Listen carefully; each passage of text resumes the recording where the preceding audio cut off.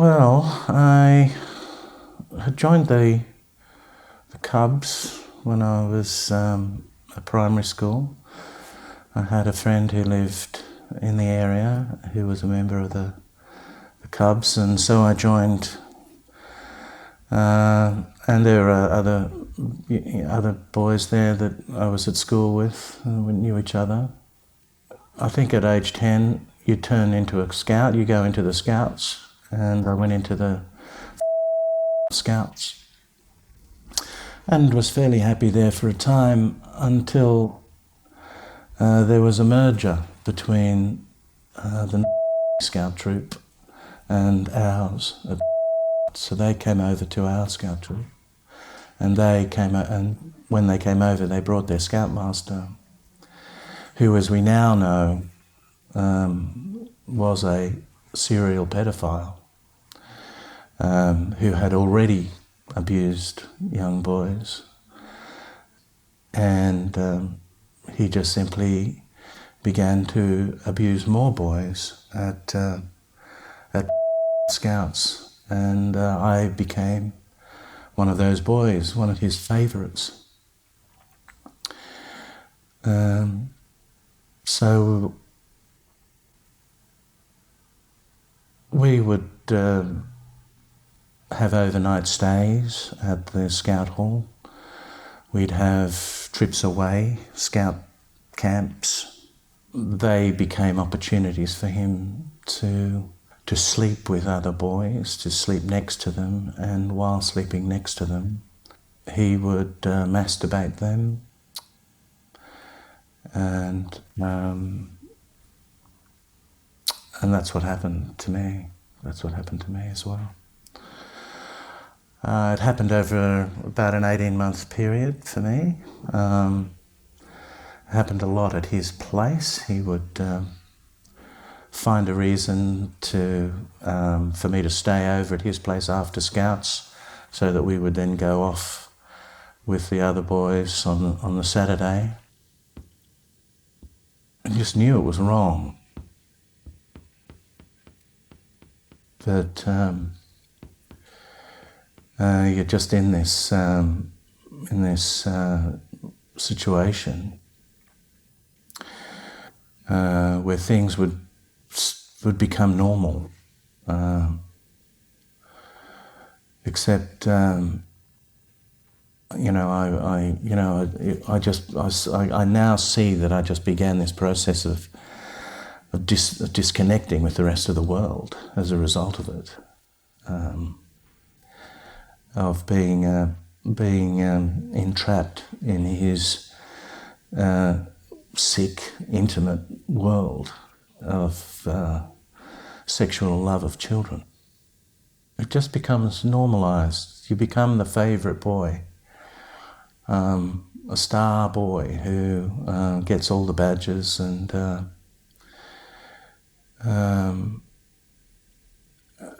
and I guess the way he operated was that everybody loved him. Everyone not loved him, but everyone idolised him. So to be his favourite was a kind of a special position of privilege.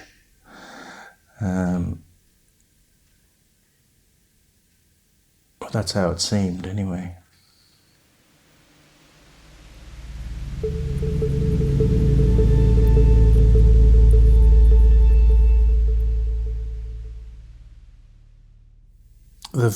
The feeling was that you just got on with your life. And I guess when you're in your 20s, all you want to do is get on with your life and not think about things that may have been a handicap or a disability or some problem, and to make the most, use the energies that you have as a young man to forge your own way. So that was very much the order of the day in my early adult life, was to not talk about it. But it comes back to you. It comes in the form of anxiety, an inability to deal with stress sometimes, and depression, tremendous sadness, which you don't know where it comes from. And you're not always prepared for how it's going to affect you. And of course, talking about it and making conversation about abuse and its effects is incredibly beneficial, because half the battle has been getting over the secrecy and the darkness of the abuse itself when it was happening, and how that is perpetuated through your life. It's the loss of self-assurance and the sort of confidence that a young person who's in a quite a comfortable family situation and good education, the sort of confidence that person should have was taken from me. Basically became consumed with self-doubt and self-sabotaging behaviours that meant that I couldn't couldn't go through with things, failed academically. So it's taken away an assured and single sense of self, and created an uncertain, overly sensitive and despondent person who struggles with some of the easy things in life. And you just wonder what your life would have been like if it hadn't happened. And you can imagine, even just just normally getting through education normally, and having a normal relationship, and getting married and having kids, and but that just hasn't been my trajectory, and I think that that's been the legacy of the child abuse is a different path, a more challenging path, an exhausting path, one that has involved abusive behaviours of myself, not being as healthy as I should be, and being alone a lot. None of these things are good for long-term health and survival.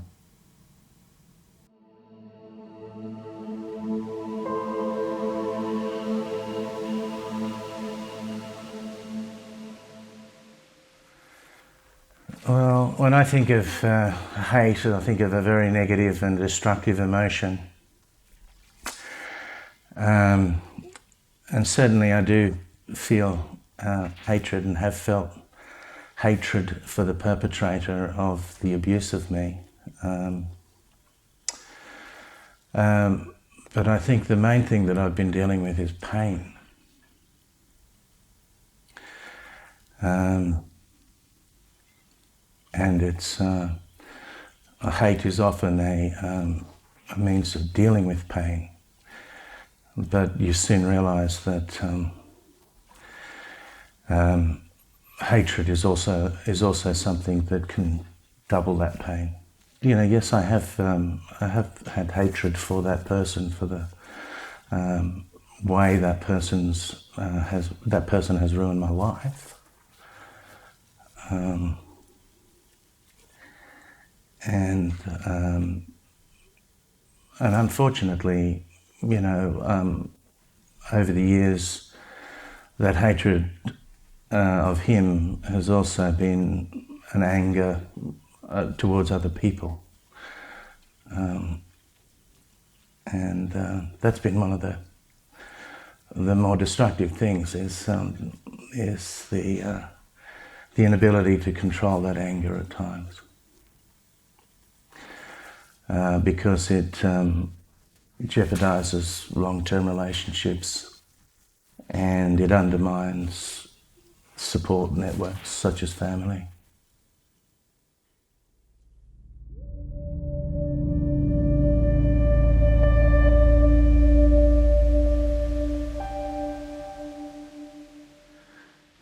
The word forgiveness to me,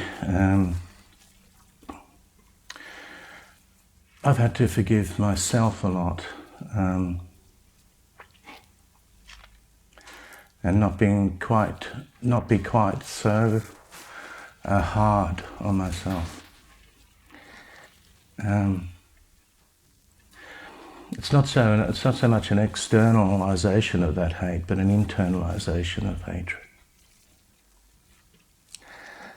And which of course a lot of people associate with depression and anxiety, both of which I've suffered over the years. And I think that the uncontrollable nature of these emotions are a part of that hate, and the ability to forgive yourself is a very important thing to do. To forgive the child that's carried the burden of guilt and shame into adulthood. And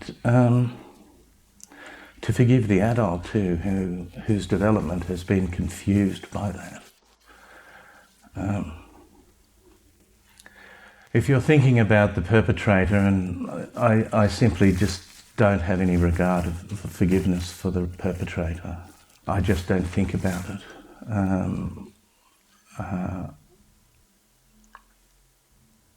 I don't see any reason to forgive the perpetrator. I think that the particular perpetrator who I was a victim of has gotten off very lightly in terms of the justice system. So there's not a lot of forgiveness in there at the moment about that. I know the number of lives that he has destroyed by virtue of his predatory abuse of children for about 20 years or more.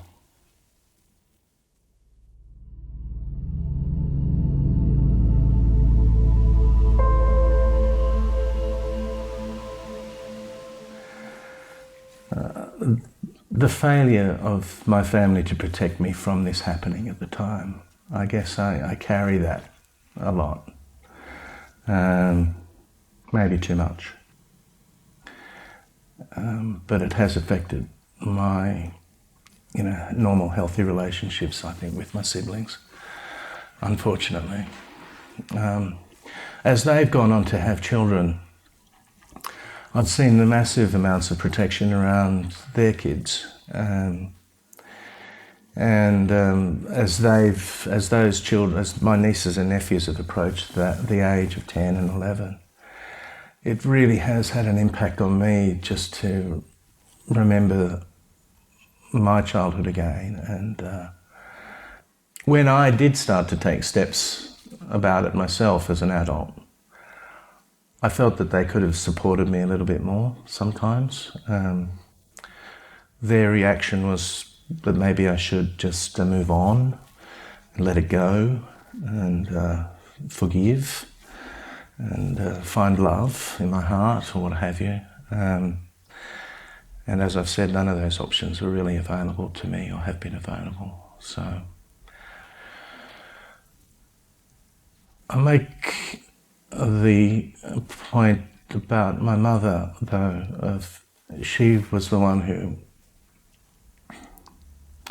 noticed that there was an effect on me when I was 12 or so, and she was the one who persistently asked me those questions and brought that abuse to an end. And I think she was sensitive to it because she herself was abused as a child. And so My relationship with my mother has always had that, there's been a connection between us around that. Unfortunately, she died 3 years ago. But we were very close on those grounds, on the basis that our lives had been changed by that event.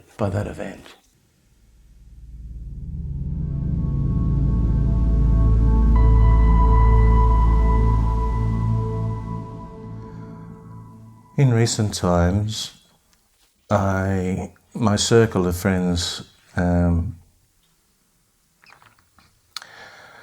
has been of people who are able to talk about the issue, who it's possible to talk about the issue with, because it's just simply more widely understood now. That is thanks to people who've been actively campaigning on behalf of survivors of child sexual abuse over the years.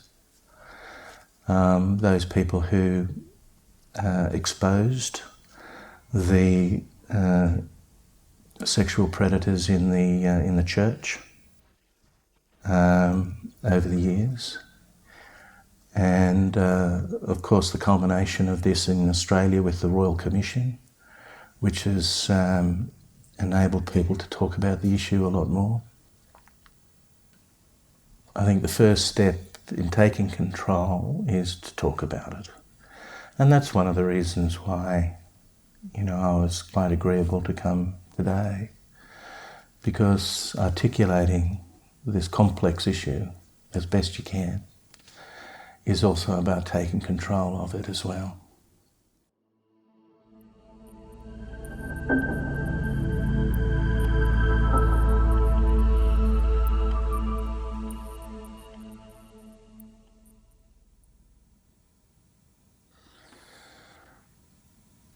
I'd say, mate, that bloke should be in jail for what he's doing to you. It's very wrong what he's doing to you. You shouldn't let it happen, and I'm going to make sure it doesn't happen anymore.